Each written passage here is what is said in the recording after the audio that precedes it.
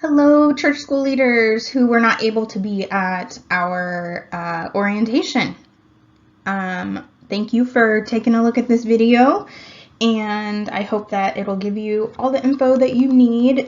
This is the PowerPoint that we used during our orientation, and I'm gonna walk through it with you on video. So this is our children's ministry vision. We will be a progressive children's ministry that supports children of all ages and abilities, guiding their faith development, welcoming their questions and doubts, telling them the stories of the Bible, and teaching them that they have a responsibility to all God's people. We will support our leaders, families, and our whole church community as together we move from words to witness, from individualism to intimacy, and from charity to changing structures of injustice. So you are a part of our children's ministry and bringing this vision to life. So what part of this vision is exciting to you? There are lots of parts that are exciting to me, and I hope there are to you too. But I'll name for you some of the things that are exciting to me and to some of our other leaders. So I love that we are a progressive children's ministry because that means that we believe that God is still at work in the world and that God is not done, and that we are a different kind of children's ministry than a lot of the children's ministries out there, which are not progressive, which will take the Bible literally instead of seriously, and not align with our values. So I think that's incredibly exciting. Lots of folks in our orientation loved the line, welcoming their questions and doubts. And this is such a beautiful part of being in the children's ministry at First United, is hearing the children's questions and doubts and getting to wonder with them and just acknowledge, yeah, those are huge questions and we all have doubts. It's a great thing to share with the children, in their questions. It's just really meaningful. Our storytellers sure loved telling them the stories of the Bible. And we had folks talk about this responsibility that we're teaching children, that they have a responsibility to God's people. And we also had folks point out the word support, that's a beautiful thing, that we support each other in this work. So I'm glad you're a part of this work. Thank you. Okay, checklist. Where will you find these things? The calendar. You will find the calendar online. You have a binder, and some of you, I've been able to get your binder to you already. Others of you, I need to arrange with you how to get you your binder. But in your binder, if you use the QR code on the first couple of pages, I've put the QR code in two places. Hold your camera to that QR code and then click on the link that appears. And that way you have the most up-to-date calendar. So if there's any change that needs to happen in the calendar, you'll be able to see it by looking online. Changes will be there for you. You'll also be able to see who the storyteller of the week is. So if you're teaching preschool through 5th grade, you'll be able to see who your storyteller is for the week. So that's where you find the calendar. Where do you find the curriculum? In your binder, you have your curriculum, and I will also email you your curriculum so that you'll have an electronic copy as well.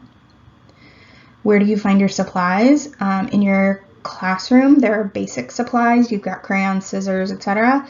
But there's also the supply closet on the second floor, which will be opened early on Sunday mornings so that you can get in there and get whatever you need. It's a very full supply closet. There's a lot of good stuff in there. And then you can ask if there are supplies that you want that you can't find. You can let me know, and I can either tell you where they are or I can order them. And I'm on sabbatical October, November, and January. During that time, talk to a member of the children's ministry team and let them know if there are supplies that you are looking for, and they'll help. They organized that supply closet, so some of them know it intimately, and they will also be able to order you things while I'm gone if you need them. Okay, your daily schedule is in your binder. Check-in opens at 9:30 every Sunday. Classrooms open at 9:35. So you should be in your room by 9:35, ready for your early arrivers. Except for 3rd through 5th grade, your early arrivers are going to go right to music with Marilee in the choir room. Everyone's going to have music in the choir room except for preschool and kindergarten, who have music in their classroom. Marilee will come to you. But everyone else, when it's your turn for music, you'll go to the choir room. If a student arrives to you and they are not wearing a name tag, that means they did not check in, and we do not have a record of their presence. So they need to go check in. It's important, not just because, we want accurate attendance records, but also, if there was an emergency and we needed to know who was there that day, we wouldn't know they were there. So we wouldn't know to look for them. Sundays, when there's an exception to the daily schedule, when something about the daily schedule is a little bit different, that will be noted in your curriculum.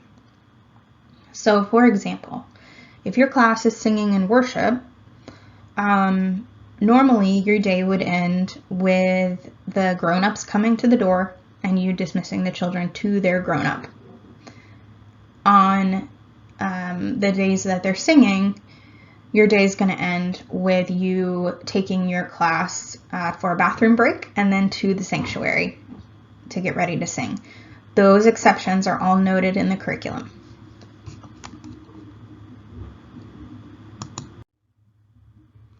Okay, where are you going? Check-in kiosks are in the lounge, so that's where everybody should check in and get a name tag. And there are volunteers there who can help folks who don't know where they're going find their classrooms. So music is in the choir room, as I said, except for preschool and kindergarten. A storyteller will come to you, except for the 6th through 8th grade class. The storyteller will not come to you. You're self-contained in your room. For everyone else, right now, the storyteller is going to come to you except when Julie Nauert is your storyteller. Because of an injury that she has had, she cannot come to you and sit on the floor, and she can't do a lot of stairs. She needs to limit her going up and down. And so she will be in room 14. This is important because on gathering day, she's the storyteller. So the story will take place in room 14. All the other times, the storyteller is going to come to you and tell you the story right in your room. Also, when Julie's feeling better, she will do that again, but she needs to give her injury a little bit more time to heal. Okay, so what should your students know or be able to do? There are some general things that we want all of them to know, regardless of which class they're in. We want all children to leave knowing they are loved by us and by God. We want them to have heard stories from the Bible, and we want them to have experienced being of service and or advocating for justice. So there are opportunities for all of that in the curriculum. There are some outcomes that are by grade level. So in God's Children Sing, we want them to know that they're loved and church is a safe place. Preschool and kindergarten, I can recite the Lord's Prayer by heart. 1st and 2nd, I can recite the 23rd Psalm by heart. I'm sorry, this should have been changed. It should say 1st through 3rd, I can recite the 23rd Psalm by heart. We did rearrange the groupings because of numbers. So originally, it was going to be 1st and 2nd grade and 3rd through 5th. That ended up giving us a huge 3rd through 5th grade class and a very tiny 1st and 2nd grade class. But when we bumped the 3rd graders, everything evened out. So 1st through 3rd, we'll be able to recite the 23rd Psalm. 4th and 5th, I can make meaning out of the ritual of communion. And 6th through 8th, I know that it's okay to doubt and ask questions, and that church is a safe place to wrestle with tough issues. So those are our learning outcomes by grade level, so that you can have a framework and know what you're working toward. So what happens on gathering day? 9 o'clock, the children's ministry team is going to be putting out signs and, getting ready. At 9:15, the check-in kiosk will open. I would recommend to you that you go to your room between 9 and 9:15 on Sunday, and then head to the sanctuary so that you can start greeting children as they arrive. You'll see in your curriculum what you're doing when they arrive. You're greeting them, and they're going to work on a class sign that you're going to be able to carry. And you can use that class sign anytime you would like. You can walk to music with your sign or whatever you'd like to do with it. Also, you'll note that on gathering day there is no music. So 3rd through 5th grade, though you would normally start in music, everyone's starting in the sanctuary on Sunday. So we'll talk for no more than 15 minutes, and I will send you to your classroom. And you have in your curriculum what's going to happen on day 1. And then I'm going to talk to the parents for just a few minutes, encourage them to bring their children on time and pick them up on time. And at 10:45, the parents should come pick up their kids. At 11 o'clock, we'll have worship, and at noon, we'll go outside and have root beer floats, and we'll do a group art project. It's going to be a lot of fun. So that's what gathering day is going to look like. Let's talk about discipline. How do you discipline in your room, in your classroom? I wanted to behave, but there were too many other options is one of my favorite quotes. It is a good reminder that you need a couple of good options for children. You don't want to have a million options of what they could be doing, and you want to make sure that they sometimes have options so that they can make choices, but the choices you offer should all be good choices that won't be disruptive or get anyone hurt. Your first defense against disruptive behavior is routine. If kids know what to do and when, they are more likely to feel less anxious and be able to focus. So your days are very routinized. Your schedule is in 15-minute increments, and it happens in the same order every week with just a couple of exceptions. Make your room as distraction-free as possible. Seat children away from tempting nursery school materials and make the boundaries clear. So this is where we hear the story. This is our area. This is what we do while we're hearing the story. This is where we make art. These are the materials that we are using. Just make those clear. Give children no more than a few good choices. Right now you can either work with the stickers at the round table or the Play-Doh at the square table. This gives children a choice. And both choices are good options. And that is a good way to prevent any disruptive behavior, is to give choice, but only good choices and not too many of them. Another favorite quote from Scripture: "Unless you become like one of these little children, you will never enter the kingdom of heaven." Children know something about God, about what it is to live together in God's way that we need to know. And treating children with respect is another defense against disruptive behavior. Children are subjects in the room, not the objects in the room. So speak to the children and listen to the children. Let the relationships between the adults be secondary during this time. And the relationships between the children and between the child and the adult, the primary relationships.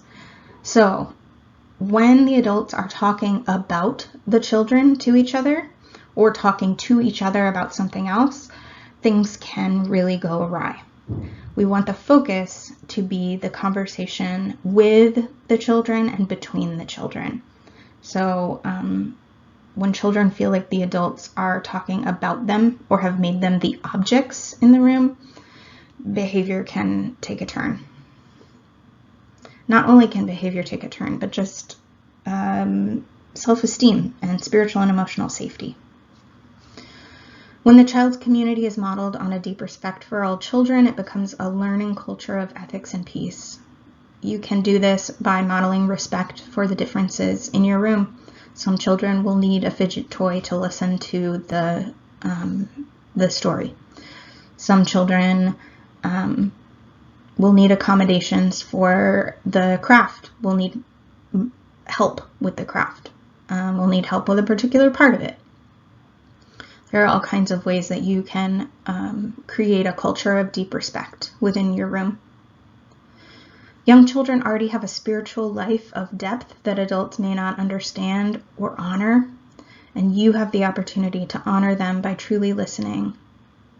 When a teacher takes time to listen to a child, the teacher can find more effective ways to lead that child into new discoveries. So listen to what the children have to say.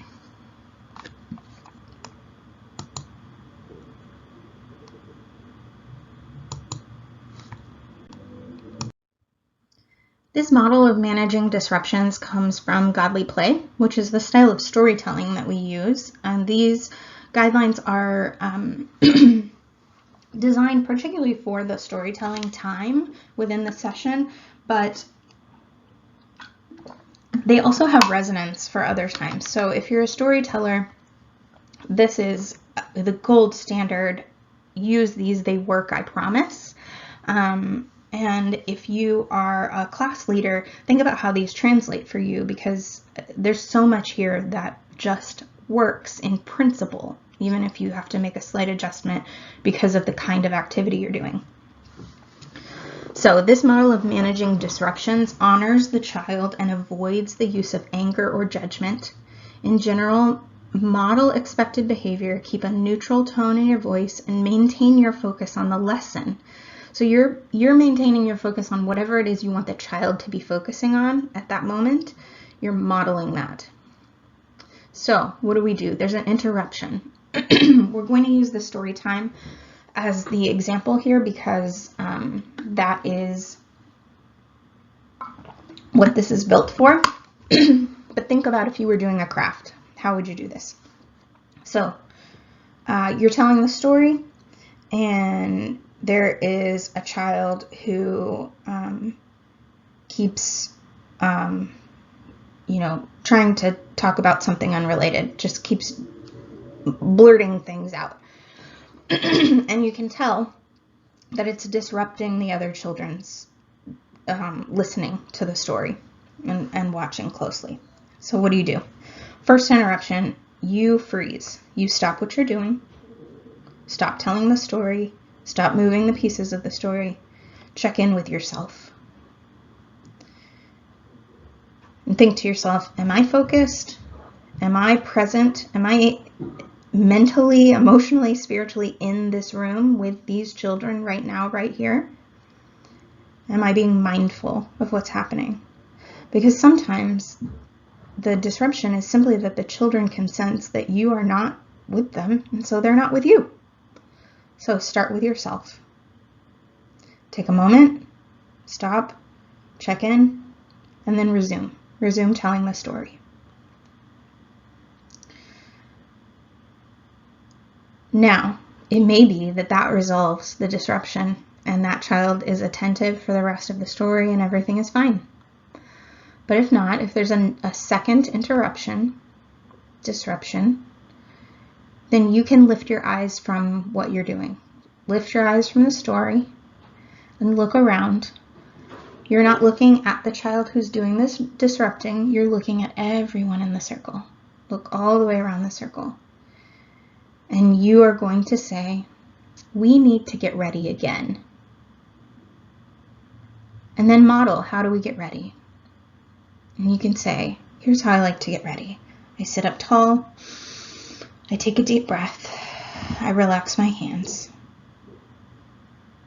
Now I think we are ready, and you can go back to what you were doing. Go back to telling the story, get back into it.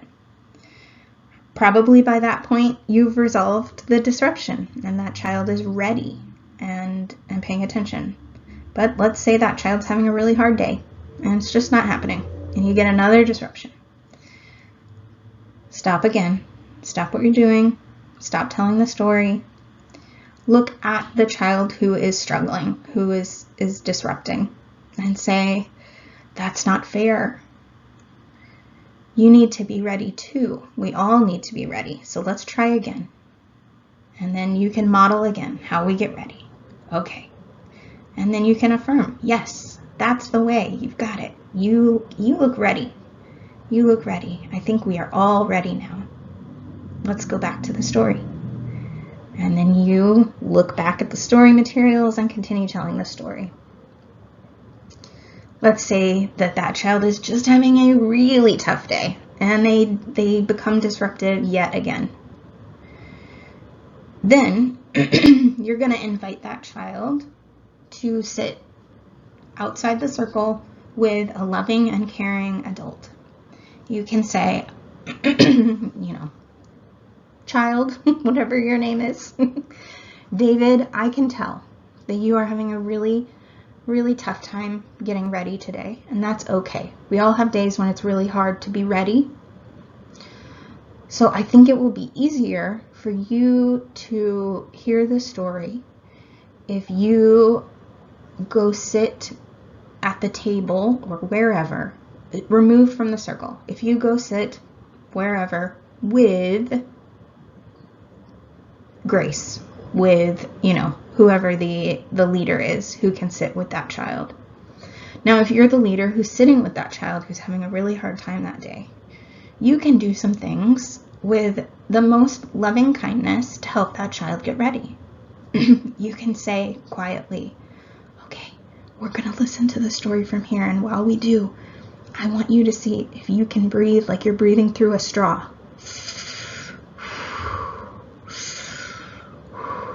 Good. Okay, now let's quiet our bodies.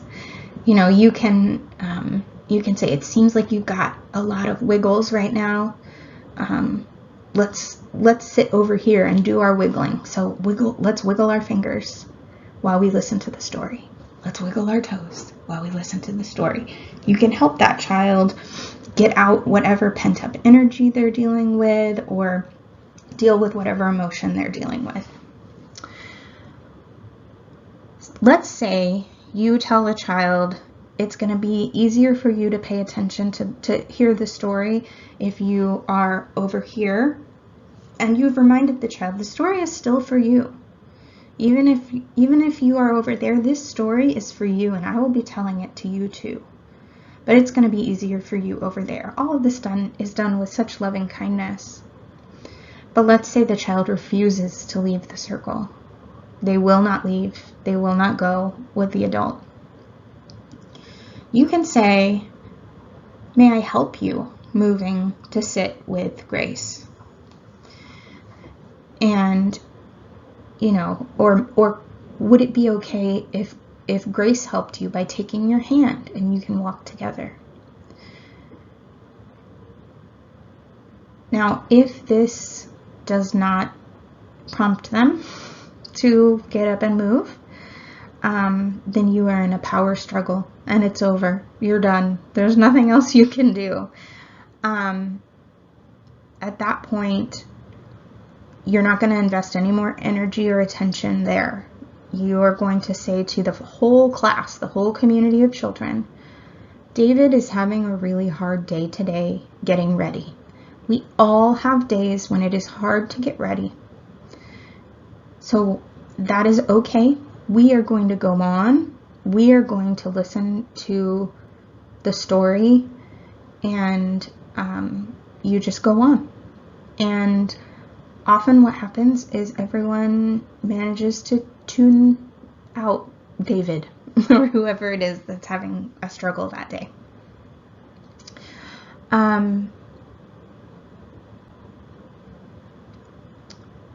It's also good to remember that our goal here is for the child to have freedom and self-control.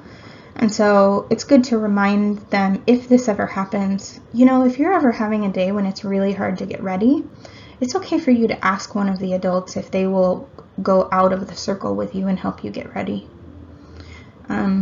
So giving them, we want them to have that kind of independence, just like you would, if you were having a rough time getting ready and being present in worship, you might say, I need to step out, I need to use the restroom, I need to take a breath, I need to, whatever it is that you do to help yourself when you're having a hard time.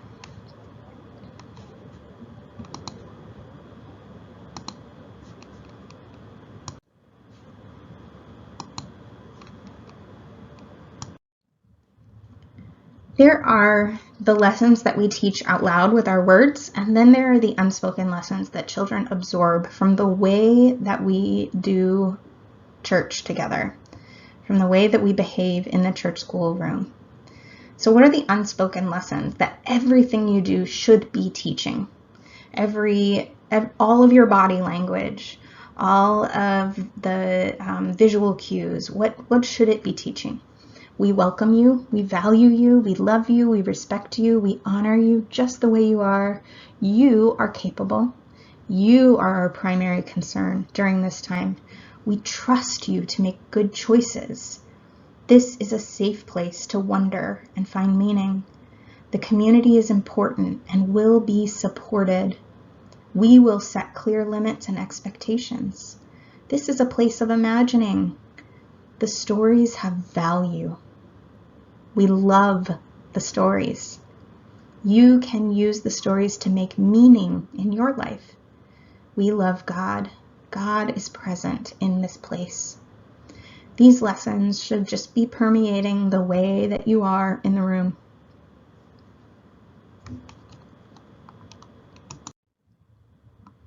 So how do you engage parents?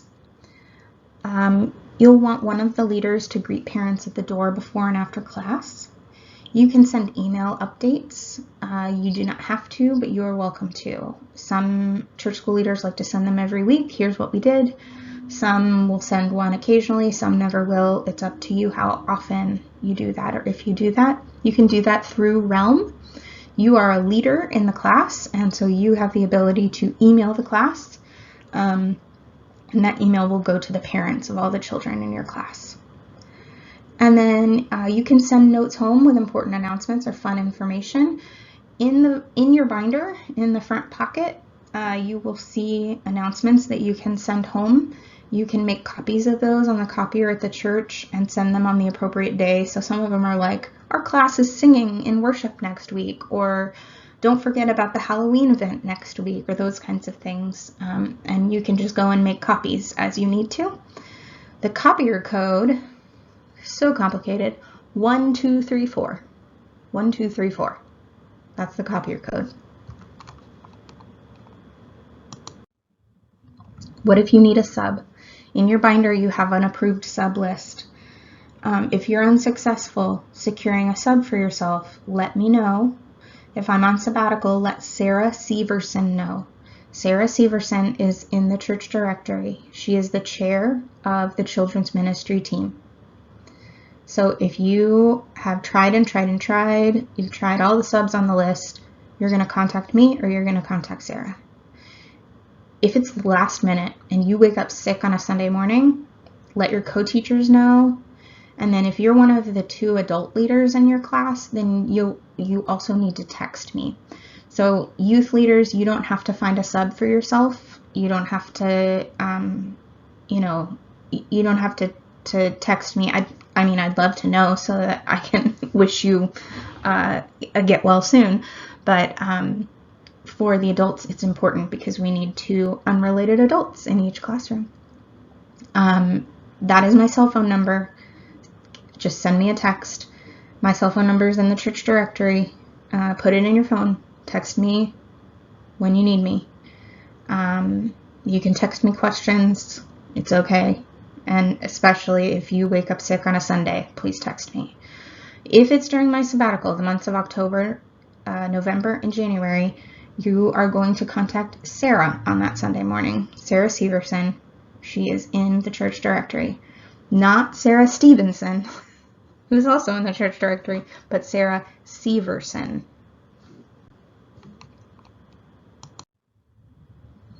Okay, so at this point in our orientation, we gathered in our teams of teachers and we got ready for the first couple of lessons and decided who was going to do what. So look through your curriculum. If you're a class leader, look at your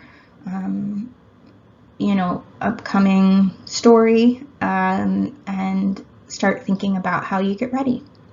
So if you're in a class, think about what aspects of leading you like and love to do and the things that you're willing to do. And then talk with your co-teachers, give them a call, everyone you can find in Realm. So you have each other's contact information. Talk about how you'll divide up the responsibilities and look together at least at gathering day and decide who's going to do the preparation, who's going to execute the lesson, who's going to clean up. And then what questions do you need to ask? What supplies do you need to gather? What preparation do you need to make for the first few lessons? Thank you very, very much for watching this orientation. And thank you so much for agreeing to lead church school.